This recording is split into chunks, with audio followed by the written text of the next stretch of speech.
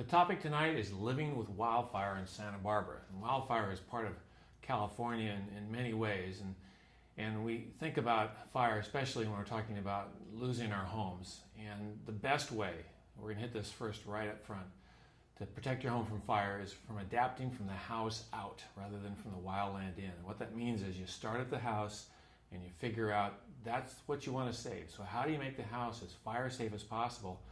Look at the structure and the parts and the pieces, and then you start moving outward toward the vegetation. If you go the other way around, things don't work very well, and that's what we're going to talk about tonight primarily. So there's three real big issues about protecting your home from wildfire risk. And essentially they all boil down to being the most effective in terms of getting the fire-prone environment in a condition where you actually can protect your home, is trying to adapt to nature rather than forcing nature to try to adapt to us. And it just doesn't work, because when you try to do that, nature's always going to win. So location is a very important thing. There's a lot of places in California, even in Santa Barbara here, that you put a house in a certain location, there's nothing that's going to protect it from a fire. It's in what you call a chimney or a fire alley, and those locations are just indefensible. So that's really the most important thing when it comes to a home in terms of fire risk. Second thing is building design. If you have a home that's got a shake shingle roof and you've got all sorts of flammable conditions around it, like a wood deck, and you just can't have those things. That's the next thing that's important. And finally, fuel management. And I say fuel management instead of vegetation management because we're talking about not just the vegetation, but the fences, the stacks of wood near the house, the play furniture, that kind of thing that all catches fire if it's not properly designed. So those are the three factors that are really the most important points when you're talking about trying to protect a home from ignition. And this picture here really demonstrates the key factor in why homes ignite.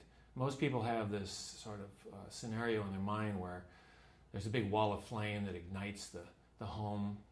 Wildland vegetation with its flames kind of marches into the house. And actually, most homes in all these wildfires in California ignite from embers that can travel up to 2 miles ahead of the fire front. In fact, a number of fires, especially down in 2007 in the Witch Creek fire in San Diego County, virtually no home, and there were more than 2,000 homes ignited and destroyed. Virtually no home was ignited by direct flame contact. It all had to do with embers that, like I said earlier, they travel up to 2 miles away from the fire front. So what are these embers landing on?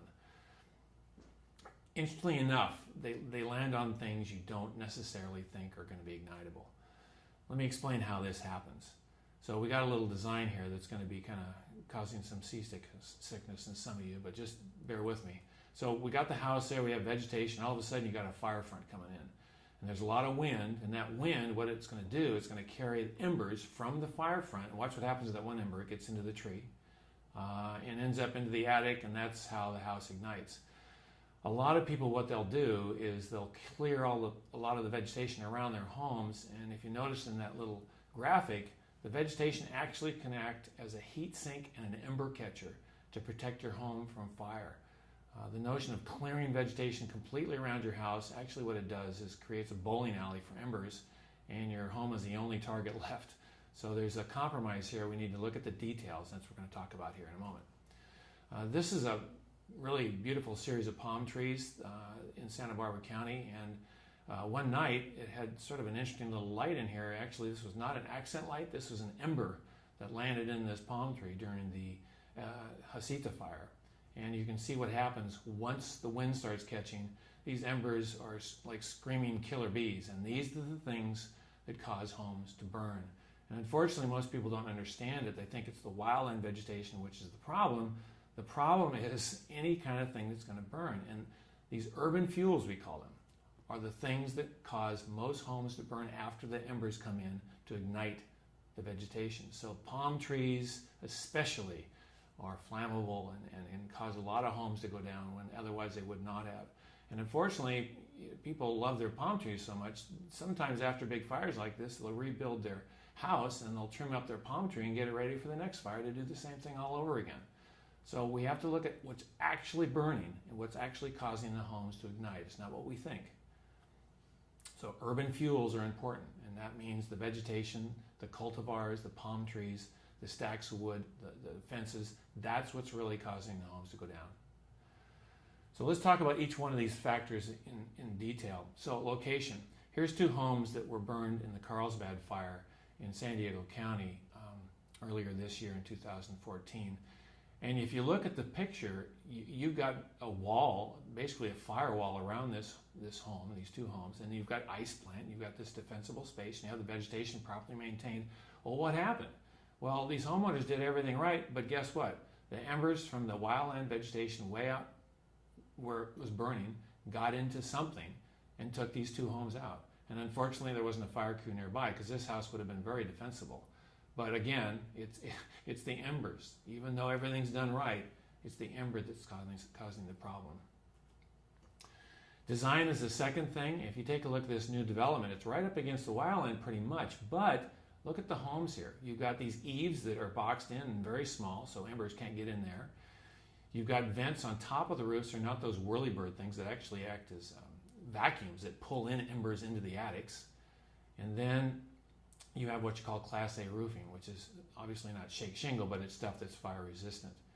So the venting situation is really interesting because what happens sometimes is a fire front will come through, and again we talked about the embers were flying through, and they'll go into these vents, and this has happened in many fires where the fire department and the firefighters will follow the fire front as it moves through a development, and they think they've got everything taken care of, and then 3 or 4 hours later a whole bunch of homes start igniting from the kind of dirty fire, we call it, inside the vents and the attics.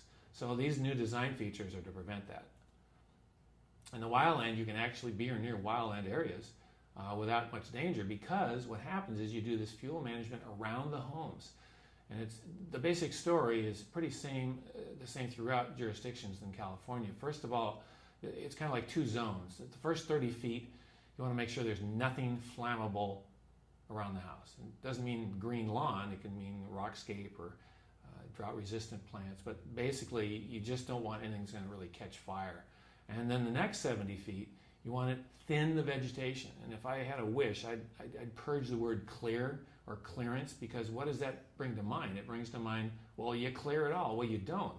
You go out into the wildland area if you're next to it and thin the vegetation, take all the dead wood out, trim up the trees, because you still want native habitat out there. First of all, because you're by the wildland because you enjoy nature. And second of all, these plants, like I said earlier, act as ember catchers and heat sinks. So they actually can protect the home if they're properly maintained and irrigated. And this is kind of what you're looking at here. In this situation, there are some non-native weeds on the ground that are going to be growing up. And a key factor here to prevent that from happening is you don't go out with goats or bulldozers or heavy equipment and disturb the soil, because native soil is undisturbed and properly contained in its own original condition. Weeds just don't grow out there, but they start coming in when you start disturbing the soil. So that's the one thing you want to try to avoid. And we're talking about basically 50% thinning. Now that doesn't mean 2 years later you thin the next 50%, which would eventually eliminate all vegetation. You just sort of keep it maintained in this percentage. So the studies have made this really clear that once you get the location situation ironed out and you get non-flammable materials, and then you do your maintenance around your home, you got a 95% chance of survival. There's nothing guaranteed in a wildfire, but if you do all the right things, the fire departments are trying to help people understand this, you really can do a lot to help protect your home. Here's a home, again, in San Diego County that was hit by the Witch Creek fire. And I wanted to bring this up because it shows some really good examples of what I'm talking about.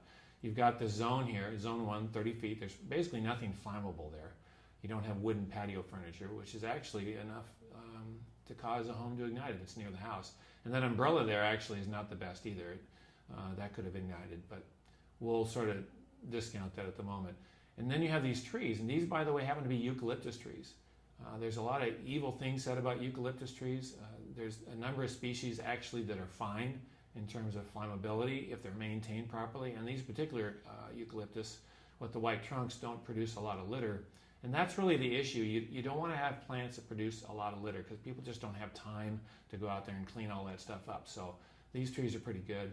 A heat sink means the plant will absorb the heat instead of your home. And this is a magnolia tree here that actually is turned brown because of the heat, but the heat hit the tree instead of the house. So properly maintained plants and trees around a home can reduce fire risk. And that's something that is counterintuitive, that's not properly communicated usually in fire safety literature. If you take everything out, you actually can increase your fire risk. And interestingly enough, this house was saved by a fire crew because if you look at the roof there, there's some parts that have been taken out. Embers got up into the vent underneath some of the stone shingles and ignited the plywood underneath. And a fire crew happened to see smoke coming out of this roof, and they were able to get up there and chop it out and save the home. So you get these fire-resistant vents, and they're really pretty cheap. You retrofit your home, and you can do a significant dent in the amount of fire risk in a home. So to sum up here, here's a picture of the Hasita fire area in Santa Barbara after it passed through. And you can see it went through a lot of wildland area, but also this is urban stuff, most of this. And a lot of homes got lost in this fire. So most losses result from ember-caused ignition and burning urban fuels. So if you want to be an investor and put your money where it really is going to make the most difference, you put it in the wildland-urban interface, not out in the wildlands and try to create massive fuel breaks and grind up the habitat out there. That's not the problem. The problem is if you're going to spend money, the problem is right in there at the community level. And as I kind of alluded to earlier, sometimes people get carried away and they hear about this defensible space and they go overboard. And this is not what the fire departments are recommending, but some people take it too far. This is 300 feet of clearance. This house is probably one of the most vulnerable homes I've seen in a long time. They just cleared everything. Now what's going to happen now, you're going to have weeds and a lot of flammable vegetation coming back in here that's going to create a fire risk that was greater than it was before. And actually the state law on defensible space indicates that you can look at the entire environment, including the home, and take that into effect in terms of how much modification of vegetation you need to do. So if your home is a fire-safe home, you don't have to do much vegetation modification. It's in state law. And it makes sense because you don't want to do any more modification out there than necessary because it's going to cost money to maintain. So this is a picture I took in Pompeii, and this, you're wondering, what does this have to do with Santa Barbara? Well, if you know about the Roman civilization, a lot of those ancient civilizations, they fell apart in numerous ways, but one of the main reasons was because of overgrazing. And a lot of people love goats, they're cute, they think they're natural, but in fact they have been responsible for some of the most devastating environmental damage, including destroying cropland fertility and topsoils in the Middle Eastern countries, as you can witness in pictures and whatnot when you see those areas now, that basically cause civilizations to collapse. Now, I'm not saying if we use goats to chew up the vegetation in Santa Barbara County, we're going to, Santa Barbara's going to collapse. But the point is, they can do a lot of damage, and there's a lot better ways to manage vegetation than going and throwing goats out on the landscape. Primarily because sometimes you can't control what they're going to do, and they compromise the soil. Here's a situation where there was way too much vegetation removed, and now this community has got this major erosion landslide issue to deal with. Another action people use to try to reduce fire risk, which actually increases, they go out in the wildland areas and they take these giant grinders and they grind up the habitat. And you can see this is right behind the community of Painted Cave up above Goleta. These giant masticator machines sit there and grind up the landscape. And I don't know if this is the type they used up there, but let me show you what the result is going to be. In the background, you see some shrubs that look like they've been artificially spaced. In fact, they have. They put a grinder out in here and space these shrubs in a way that they think is natural. Chaparral is naturally a very dense, impenetrable ecosystem. It's not supposed to be like a garden. It grows like what you see to the left there. Well, in the foreground, you see soil disturbed, and this is an area that was masticated, which is what they call it when they go out there and grind up the vegetation, disturbing the soil. The background area you see is all full of weeds. Well, this foreground is going to turn into the background, and what's the problem here? You've now introduced more flammable fuel in the form of these non-native annual weeds into a system that was flammable in the first place. Now you've created a kindling situation. So even though from a firefighter perspective, you're looking at this going, well, there's less fuel load there, I really don't like the word fuel in this context because it's actually habitat, and when you change names around, you forget what's really there. But when you actually look at what happens with a fire and when it's behaving, yes, it's going to burn not as hot, and the fuel load, habitat, is not as heavy. The fire is going to move through this a lot faster, a lot quicker, and it's more flammable. So in an attempt to reduce fuel risk, or fire risk rather, you've actually increased it by allowing the soil to be disturbed, which causes the introduction of these weeds. And this is again above the community of Painted Cave. So it's something to think about. So again, instead of spending money out here in the wildland, you want to put it right in the community and get people to retrofit their roofs, get the vents in, manage the vegetation around the community, and that would be much more effective than what's happened here. And interestingly enough, the research has verified this. When a group of homes in the thousands have been studied in California in the last 20 years in terms of fires, ironically, homes burn more frequently when they were surrounded by this kind of situation than they were by native natural vegetation like chaparral. It sounds counterintuitive, but again, this is where the science is, and we have to look to the science to make our decisions. And coming up to fuel breaks and that kind of thing, this is the Windy Ridge fuel break right above Goleta. It's a pretty egregious scar, I believe, on the landscape that is not necessary, and it isn't necessarily productive. And I'll tell you why. In the station fire in Los Angeles a few years ago, there was virtually a fuel break on every ridge, and the fire just jumped over every one of them. And so what do these fuel breaks do? What's their function? Well, here's what the research has shown us. Fuel breaks work, but only if they're in strategic locations and only if a fire crew is on the break. And you can use these fire breaks to conduct what you call a backfire. But generally speaking, a lot of these places, you're not going to put a fire crew up there. It's too dangerous. And so what we have to really start doing is saying to ourselves, okay, is this fuel break a strategic location that's really going to be utilized if a fire comes in this direction? And it needs to be looked at critically, because the money that's used on these fuel breaks, we already know could be much more effective if it was used directly around communities. All right, so that sort of focuses on the community flammability issue. And once you've got that ironed out, what's really important is you turn into the area that you actually live in, and you want to find out, where exactly do we live and why is it so flammable? Because in order to understand where you are and to enjoy your life, actually, you really need to know the local habitat and what's going on out there. And once you do, then answers will come that may not come otherwise in terms of other questions. So when you look at the Los Padres National Forest, where are the trees? The 4 national forests in Southern California, for the most part, are shrublands. So I've come up with this new phrase. It actually should be the Los Padres National Chaparral Recreation Area, because that's really what's out there. And when things aren't named properly, they get dismissed or not known. And that's why chaparral is relatively an unknown entity, because people don't really know what it is. So it suffers an identity problem. It's sort of the ecosystem in between. And everybody knows what forests are, what grasslands are, primarily because that's where we used to get timber and that's where we raise our cows. It's a monetary issue. But there's this great ecosystem in between called the shrublands, which really is where most of the habitat is in North America, is in all the shrubs underneath the trees and between the grasses and all of that. And our favorite chaparral shrubland is the chaparral in Southern California, and it's in every single county in the state.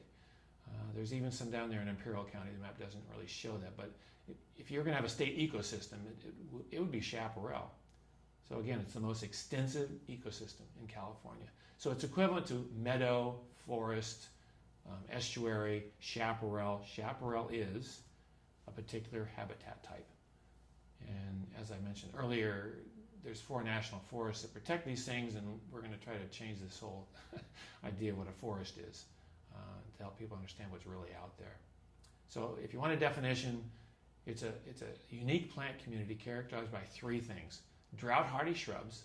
There just aren't any trees. There's a few trees from time to time, but for the most part, it's shrubs. A Mediterranean-type climate, which means hot, dry summers and mild, wet winters, and infrequent crown fires, which I'll explain what that is in a minute, but infrequent's the key phrase here. They don't come through very often. And that's wanted to let you know this is not Chaparral. This is actually a TV show. I don't know how many people remember this, but the show is filmed in Tucson. Actually, there's some Chaparral in the Catalina Mountains behind Tucson, but I don't think they ever shot an episode up there. So there's 5 basic things we need to know about this environment we live in that we want to adapt to. And the first one is, we enjoy a Mediterranean type climate. It's not a desert.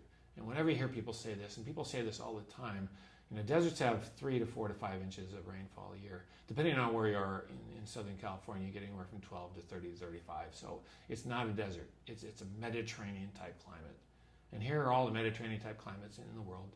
Around the Mediterranean, which is what it's named for, South Africa, Central Chile, and southwestern Australia, in California. And fortunately, because of the 4 national forests in Southern California, we're the best preserved Mediterranean climate region in the world.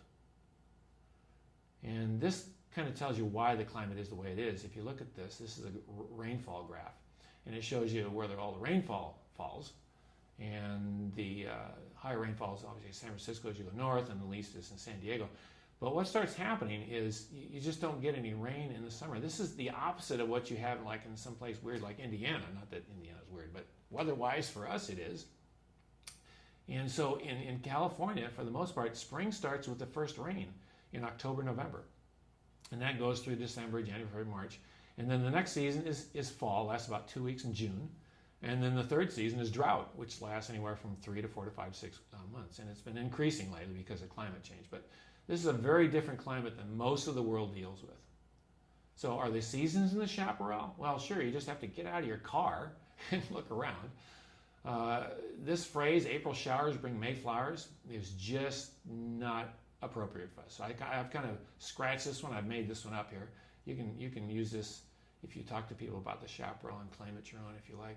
Winter rainy days bring February bouquets. That's what happens here. So while they're shoveling snow in New York, we're looking at flowers. Number 2, Chaparral is a diverse, rich ecosystem. It's not all the same. In Santa Barbara, there's a whole bunch of kinds of chaparral. There's Manzanita chaparral, there's mixed chaparral, there's a special type called maritime chaparral. And so once you start looking at things and start noticing there are differences, it's really a wonderful ecosystem to study. And these 7 here that I've listed are sort of the basic types. And if you notice, they're named mostly after plants. And for example, redshank chaparral, which is here, and chamise chaparral, those chaparral types are almost 90% that one plant, which is very unusual. All right, so there's 6 essential shrubberies you have to know. If you wanted to impress your friends who come in from back east and take them on a hike, there's really only 6 shrubs you kind of need to know, and you probably know this one.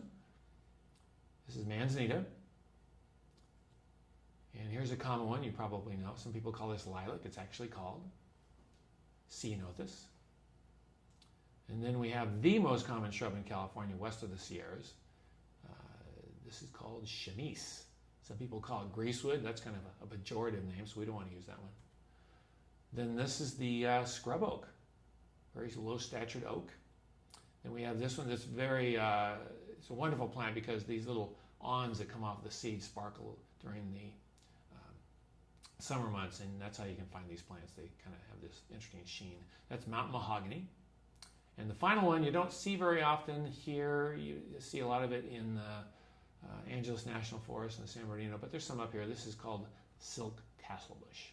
So now if you know all these plants, all of a sudden what you'll start to discover is there's plants out there that don't look like this, and then you'll know what you don't know. And the wonderful thing about science and learning is it not only helps you learn things, but it makes you realize there's things out there you don't know, and that's what's so interesting. So it's like bird watching. Once you know a few birds, then you find out there's a bird there that you don't know, and that spurs you on to more learning, which is actually pretty fun. There's also some very pushy animals, and they're pushy because there's not a lot of resources in the chaparral scattered about. They're very concentrated. So these animals have very, very specific territories. This is one of my favorite birds. It's a wren tit. Has this great little call. It has this little kind of bouncing ping pong ball call. It goes like this. And you should try that right now. If you can't whistle, you should hum. If you're good at it, you can be a good wren tit. So these little guys are really wonderful. They live to be 8 to 9 years old. They have territories about an acre and a half, And they really are the first bird you hear at dusk, and the last bird you hear at dusk, and the first bird you hear in the morning in the chaparral. There's also some rodents out there. This is the big-eared wood rat. They make these big piles of sticks, and they're really pretty fun to find because you can find all sorts of fun little objects there sometimes. It's a matriarchal society. The female kind of runs the roost, and then after the babies are born, they kind of kick the boys out after about 5 to 6 months, and they kind of roam the chaparral with these nasty attitudes. And sometimes they'll meet some snakes and predators, but for the most part, they take care of themselves. Now, one of the animals that used to be in the chaparral, it is no more. It was the dominant animal in the chaparral. They would make these tunnels in order to get through the thick shrubbery. And I would hate to be at the entrance of one of these things or at the end of one and come up to, yes, the California grizzly bear. Its preferred habitat was the chaparral, and they used to dine on beach whales down at the beach, and Native Americans were really quite terrified of them. They really owned this region. They had this characteristic hump. They were the biggest, most gregarious grizzly bears on the planet. After the Spaniards got here, there were so many cattle that the bears were able to, the population exploded, and they would roam in packs of 10 to 20 sometimes. It must have been something else. Unfortunately, they're extinct now. The last one was killed in Central and Southern California in 1908 in the Santa Ana Mountains behind Santa Ana up there. He was shot by a hunter that was disturbed that it was disturbing his honey pots up there with the beehives. But I'm convinced today there's still gold grizzly bear trails out in the chaparral. And whether this was one or not, I don't know. But some of these old growth stands of chaparral that are maybe 125, 150 years old, there's probably still grizzly bear trails out there. Now, the only really big predator we have anymore out in the chaparral is the cougar. There's quite a few of those out there, fortunately, because we've protected them now. And there also used to be a very interesting cat called the jaguar. They used to be all over the place. And the reason I'm bringing these animals up is because we've lost a tremendous amount of biodiversity in the chaparral, primarily because of the way we are. And that's sort of a reminder to tell you that it's important to protect what's left. And I'll tell you why. Because we protected what's left, because of the National Forest or National Chaparral Recreation Areas, we are able to protect this animal, the California condor. They are still around because we were able to release them into wildland areas, which are predominantly chaparral. So this habitat is essential to preserving the biodiversity of California. All right, getting back to fire here. This is sort of something that most people, it's counterintuitive what you hear. Chaparral can be eliminated by the wrong kind of fire. It's not made to burn. Here's a place right behind my house, actually, in Southern California that got hit by the 2007 Witch Creek fire. That's my son back there. And just to give you a graphic about how it changed, I'll do this again so you can see it and follow through. That manzanita there in the background actually is still there, but it's just a stick. So same kid, just 2.5 years older. This looks like a devastated landscape, and it does really pull the heartstrings. But I'm not worried about this landscape because the last time it burned was about 100 years ago. So it's going to come back beautifully. Chaparral fires, in order for them to be natural and do what they need to do, they're hot, they're intense, and they leave large areas of moonscapes. It's not unnatural. This is the way it's supposed to be. But the problem now is we're having so many fires coming so close together that it's causing the environment to really get compromised. So this whole area got burned in 1970. This is in San Diego County. And the middle area got burned again in 2001. And look at the lower right-hand corner. That got burned again in 2003. So the time period between those last two fires was only 2 years. So what's going on? Well, there's not enough time for the chaparral to recover within 2 years. And so the plants can't resprout. There's no seeds. And so something's got to fill the void, and if you can see, you guessed it, it's non-native weeds, which now has created a more flammable environment than the chaparral was. So this is happening throughout Southern California. It's happened throughout the Central Coast here, in the Buellton, San Luis Obispo area, which was facilitated also by ranching. Huge areas of landscape have been what we call type converted. Chaparral has been eliminated and has been replaced by weeds. The essential thing here is this has all been caused by human population growth. So you look at this graph, the top graph is human population growth in California, and the lower graph is fire frequency. So over the last 100 years, there's been more fires on the landscape than Southern California and Central California landscapes can really tolerate. And here's an example of what I'm talking about. These color areas are the Los Padres National Forest. And essentially all the hot colors, the yellows, the oranges, and the reds, those are areas that have more fire than are naturally supposed to come along. So those areas are at risk of type conversion. And you can see it's most of the front country there behind Santa Barbara. The blue areas are where the conifers are for the most part, and some of those areas may have missed some fire cycles. So that's the story you always hear, that fire suppression has suppressed fires, and the landscape's getting clogged with vegetation and fuel, which again, I remind you, is actually habitat that animals live in. That story may be valid in terms of missed fire cycles in those blue areas, but again, for the most part, the Los Padres is really at risk of type conversion in many areas, very similar to the southern national forests. And another issue that is layering another risk on top of this is climate change. So if you look at the current scenario there on the left, and look at the orange is what I want you to focus on. We don't know whether it's going to get wet or dry. It looks like it's getting drier. So look how the colors of the oranges have changed in the maps. So we're probably going to lose 50% of our shrubland ecosystem by doing nothing, mainly because of climate change, if predictions pan out. So what's that mean?